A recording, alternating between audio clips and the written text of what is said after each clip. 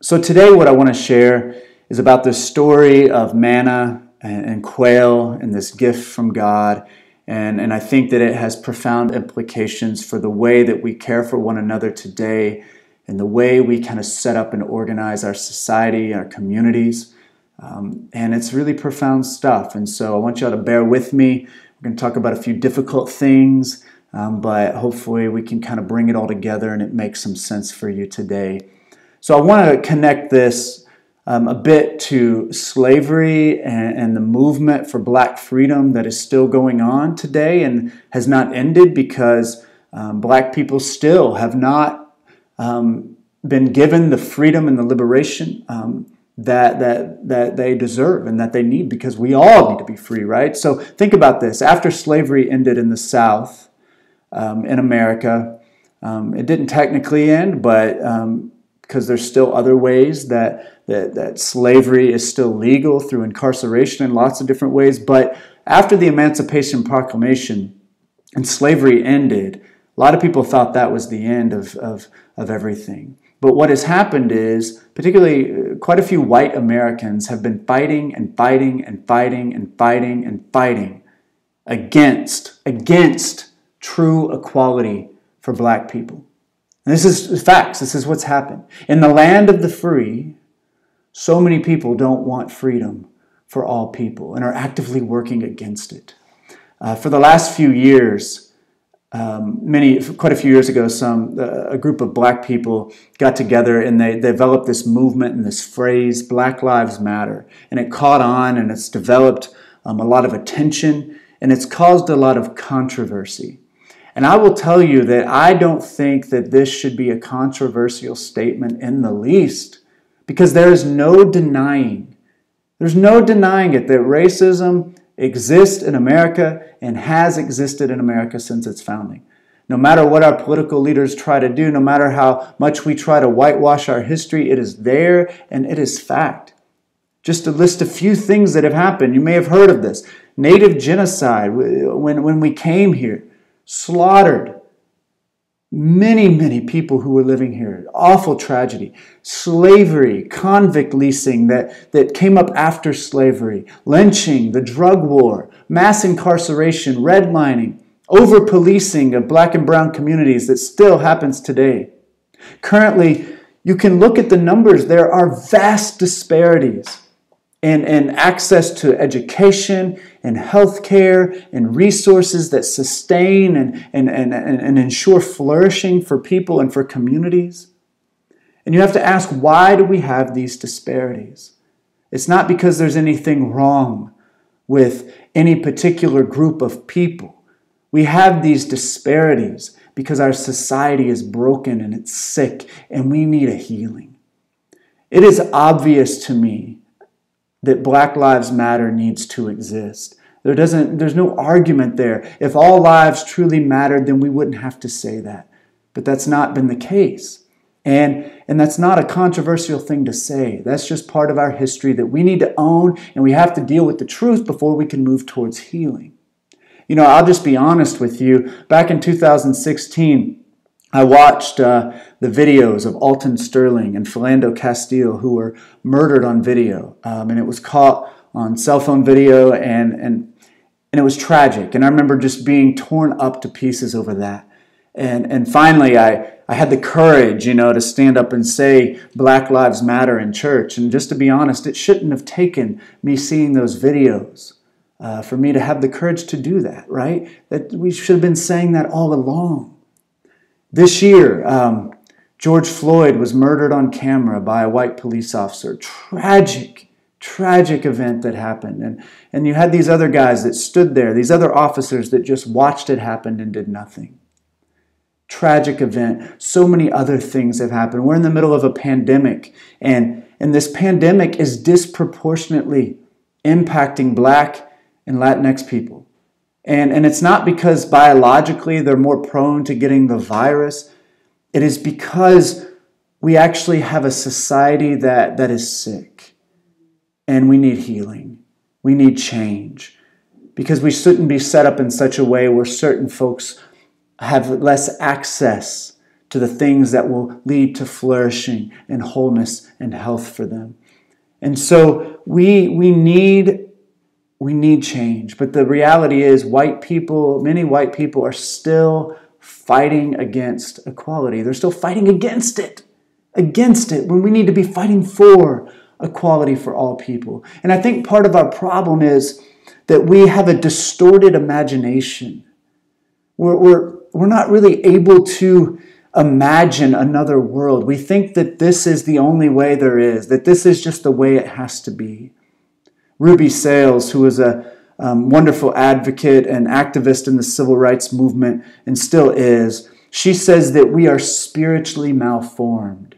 We are morally perverse, that we've not been developed spiritually in the ways that we need to. We have bad theology and bad understanding of God and of our world. One of our problems is that we think that there isn't enough for everyone out there. We think that the pie is too small.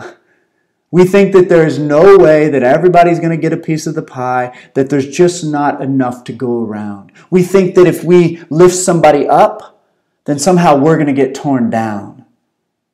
We've been trained to believe that inequity, that inequality is just inevitable, that it's a given, that there isn't enough to go around for everyone. And so what we do is we compete and we fight for ourselves and we care only about our own interest first and foremost. And my question that I want us to think about is this: did God mess up? Did God create a world that is lacking?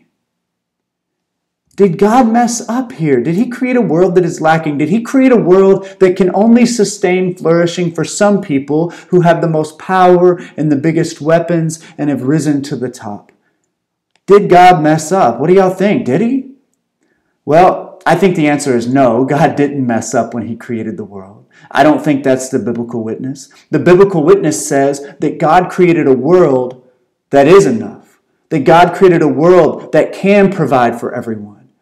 When Christina introduced us to the book of Genesis quite a few weeks ago, in Genesis 1 and 2, in the creation story, she really pointed out that what we're reading there is that God is creating a world that can provide, a world of deep rest and peace and flourishing for all of creation, a world of well-ordered shalom. That is God's intention, and that is what God created. But we see when we move into Exodus chapter 3, things start to change. Things start to go downhill. In Exodus, when we get to Exodus, we read this all too familiar story about power and greed and overconsumption and kind of where that leads and where that usually ends up. And what happened in Exodus is it ended up in forced labor, vast inequality, and oppression. And we see the same thing happening in our modern world. And what we see in Exodus, and we need to remember this, is that God definitively stands against that. He stands against the death-dealing empire of greed and power and overconsumption. Gandhi summed up well what I'm trying to say in one simple statement. He said, "There is enough for everyone's need, but there's not enough for everyone's greed." That's powerful, isn't it? There is enough for everyone's need, but not enough for everyone's greed. And we see this play out time and time again. In the story of Moses, let's get into the story of Moses just for a moment here. Egypt. Egypt is this anxiety-producing place of greed, of power, of production, of overconsumption. And the Israelites, they didn't have an equal share of the resources. The Israelites and the other folks that kind of were poor on the bottom of that society, they didn't have an equal share. And they were dependent upon this tyrannical ruler who demanded more and more and more from them. And Pharaoh created circumstances where the Israelites and the other marginalized folks had to compete with each other for a very small portion of the pie. There wasn't enough for all of them. And Egypt was then a place of hoarding, of competition, of massive inequality. And we know the story, right? God delivered them from that place. They walked out of Egypt to freedom, They were singing freedom songs, celebrating their new future. They were promised freedom. They were promised a new home, and they were so excited about it. God even brought them through the Red Sea, onto dry land, saving them from Pharaoh's army that had pursued them. And when they arrived to the other side of the Red Sea, the waters, the two walls of water, fell down onto Pharaoh's violent warriors. And Moses erupted in singing. I love that. That when they were set free, Moses erupted in song and sang this beautiful song.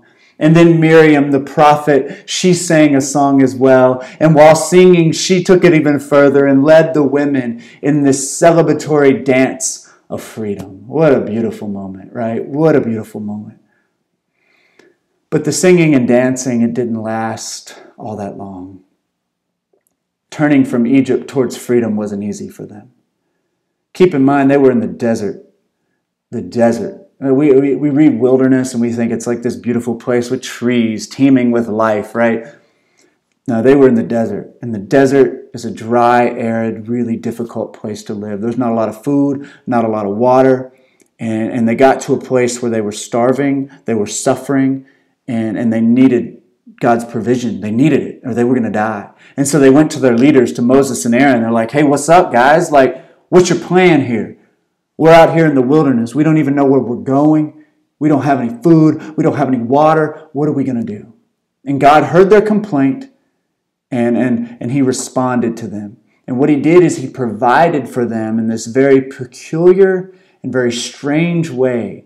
And he did it in this really strange way to teach them a lesson. He did it to teach them a lesson about how they ought to live together in community. They weren't going to replicate the anxiety-producing system of hoarding and greed that they learned in Egypt. But God was going to call them and show them another way to live. He was going to give them a new imagination so that they could see, oh, there's actually another way out there. There's another way to live, and trusting dependence upon God and on the community. So while in the wilderness for 40 years, it took them a while to learn, but God teaches them another way. And we would do well to listen to the lesson that God teaches. So let's listen to what God taught them.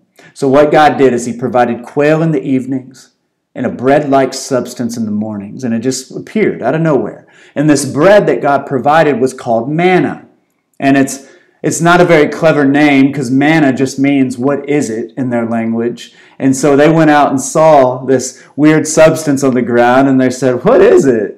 And then that's where it got its name. I just think that's funny. The manna wasn't extraordinary. It was just some strange, flaky, bread-like food sitting on the ground. It probably didn't taste great, but it was enough to provide. And the rules concerning manna may seem strange, maybe a little bit extra. Like, why, God, are you being so weird about these rules, right? But God gave them very specific rules about the manna and how to handle it, how to eat it, teaching them because he wants to teach them something. And really what he's trying to teach them is about equality, about God's provision and providing, and about trust. And so let me break down the rules and I'll tell you why these rules were important. So they were to go out each morning and collect manna. And each person and household just collect what you need for one day. So you got a bigger house, you'll collect a little more. It's only you'll collect a little less. And so they're just for one day. Now there was an exception. On the sixth day, all right, you could collect enough for 2 days. And that's because God had instituted the Sabbath. And the Sabbath would have been very foreign to them. Like, no, you're actually going to rest on the seventh day. And they're probably like, rest? What's rest, right? We don't know what rest is. We've been working as slaves in Egypt. There ain't no rest. And God's like, no, you're going to rest on the seventh day. And so you collect a little bit more on the day before, and then on the seventh day you'll rest.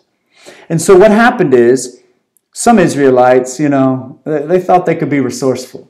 Maybe some of them were kind of business-minded. And so they went out and they collected more than they were supposed to. Now, maybe they thought that collecting more, they could save some for the next day. Maybe some of them wanted to go just gorge themselves with food and just eat as much as they could. Maybe some of them were worried that manna wouldn't appear the next day, and so they're like, I just got to get some extra just in case God doesn't show up. Maybe some of them were, kind of like true capitalist, and they're like, we're going to go out and we're going to get more, and we're going to market this manna, and we're going to sell it to the people who need it and try to make a profit. And maybe a black market manna business they tried to form, so they're like, I'm going to make some money off this and try to work my way up to the top and climb that ladder. But what happened, though, God didn't allow it, which is really cool and interesting. And Rob kind of pointed this out. What if God did this today? But what happened is, if they took too much and they tried to do this kind of finagling with the system, then God would actually cause the manna to rot and be infested with bugs. And so the next morning they would wake up and it wouldn't be edible. I was like, God, you're so clever. You just showed them what's up. You're like, you're not going to do it. So he prohibited that kind of behavior. And here's what God said to them. He said, here's what happened. The Israelites did as they were told. Some gathered much, some gathered little. I'm reading from Exodus 16. So some gathered much, some little. And when they measured it by the omer, the one who had gathered much did not have too much, and the one who had gathered little did not have too little. Everyone had gathered just as much as they needed. I love that. How simple is that? The ones that needed more, they got more, but the ones who didn't need more got less, and everyone had just as much as they needed. No one was permitted to have too much, therefore, nobody had too little. It's that simple. That's the way it worked for them. There was enough to go around. There was enough for everyone's needs. Now, I imagine it was probably hard for them to trust at first. Perhaps they wondered if they'd go out the next morning and there wouldn't be any manna. Maybe they thought it would run out. Maybe some of them worried that the stronger people in the community would go out and get more than they were supposed to and withhold from the weaker people in the community. But God kept providing. They learned to trust God, but they also learned to trust each other in this community. That having enough that they could do this together and everybody could survive. Hoarding, greed, overconsumption, inequity, competition over the resources, it was all prohibited in dramatic fashion to teach them a lesson about generosity, about the common good, about trusting God and trusting each other. Then let's fast forward. Thousands of years later, the Apostle Paul, you may not know this, but Paul was a fierce advocate for the common good, for equity, for equality in the Christian community.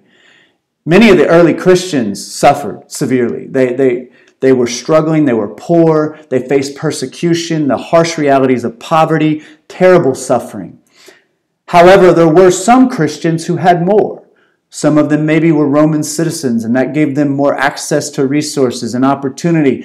And so what Paul did is he repeatedly urged sharing of resources and redistribution of resources. In his second letter to the Corinthians, Paul urged the Christian community there in Corinth. He urged them to share what they had with others who were struggling because the Corinthians had a little bit more. And so here's what he said to them. I think this is great. Look what he says. Our desire is not that others might be relieved while you are hard pressed. That's not what we're trying to do here. But that there might be equality. At the present time, your plenty will supply what they need, so that in turn their plenty will supply what you need when you need it, right? The goal is equality, Paul says. And then he quotes Exodus, as it is written, the one who gathered much did not have too much, and the one who gathered little did not have too little. The goal, Paul says, is equality. The Poor People's Campaign that I referenced, they have a principle that they live by, Reverend Barber and the others. And it's an important and I think a transformational principle that's really impacted me and the way I view community and how we ought to work together in society. And here's what they say. When we lift from the bottom, everybody rises.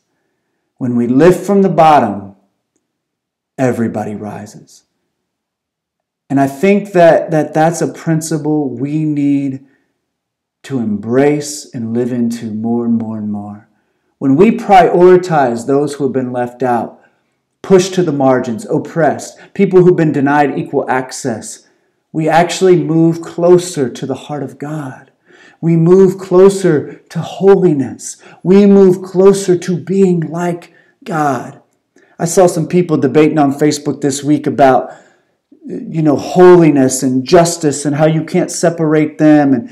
And no, you can't, because to be holy is to be a person who is living out their life in a just way. To be holy is someone who is caring for others, who is imitating God by caring for people and showing compassion and kindness and love and sharing what they have. It's being like Jesus. That's what being holy is. And Jesus lived out this principle. In his society, there were certain people who were pushed to the margins. And we know who those are in our society. Jesus had those in his. For instance, he would intentionally go out of his way to interact with lepers, with people who were really sick and pushed aside as unclean. He would go out of his way to reach out to women and to immigrants and to Samaritans. He would go out of his way. And what he was doing, he was taking the people on the margins and he was placing them at the center of his life and ministry. And all the people who were willing to follow his example in his way, they experienced that freedom and joy and life of living out the gospel. I'll tell you that working for equity and freedom and wholeness for all people in our communities, it's not easy. You can ask people from our church who've been tirelessly doing this for years. It's not easy work. But I believe it's a beautiful and a joyful invitation to a better way of life. It's a better way of living, an invitation to a life of joy, an invitation to what true community really is. Because the reality is, we weren't created to be isolated individuals. We were created for community, for connection, for interdependence. We were even created with the rest of creation, with the trees and the animals, to live interdependently. Sometimes I wish we could celebrate, instead of Independence Day, that we would celebrate more of Interdependence Day, right? That we need to celebrate our interdependence, that we actually need one another. There's this African concept of Ubuntu that I just love. And it's this idea that we are created for community. That I am who I am because of you. You are who you are because of me. That there is no me without you. There is no you without me. We are created to be together. And that is what we need to be working towards. I truly believe that the best measure of health in a community is how well the community cares for the most vulnerable. And in our world today, particularly in the Western world, we view success, we view healthy communities as being when the people on top are doing really well. But the reality is, I think that's the opposite. We need to be thinking about the health of our community is when the most vulnerable people are doing well. How are we caring for them? We do this because this is who God is. This is who God is. God is generous. God is giving. God doesn't hoard resources and blessing. And God expects us to follow his example. Caring for others, showing empathy and compassion, that is holiness. That is being like God. We're called to imitate him. God abundantly blesses us, and he calls us to offer that blessing to others. And when we take communion here in just a minute, I want us to think about that. Think about Jesus. We see this in Jesus. Jesus came and he poured himself out for us. He shared all of himself with the world. He gave us an example to follow. He said, you do this for one another. And every time we take the Lord's Supper, we remember his example of generosity and compassion and love. Jesus had this just immense trust in the abundant love of the Father. He knew that the Father's love was so great that there was enough of that love to go around to everybody. He knew that the Father's love was so abundant that God was going to provide for him. And because of that, Jesus was able to live a life of vulnerable equity and compassion with his neighbors. He was willing to fight for equality. He was willing to lift up the vulnerable because he knew that the Father poured out abundant love upon him. And we too can trust in that abundant and big love of God because it's enough. It's enough. And if we can take in that abundant love of God and trust in that there's enough of that love to go around for everyone, then we too can have the courage to live in vulnerable equity with our neighbors, where we truly share, where we really work towards a society where everybody's taken care of, from the greatest to the least, where we all have a table at the feast, right? There's a song I love. It says, "Come now and join the feast, from the greatest to the very least. Come now and join the feast, right here in the belly of the beast." It's a great song. And I think that that's what God is inviting us to all be at the table, when we all just share and we take care of one another. That's the world that I want to continue to work towards together with the Holy Spirit and with one another.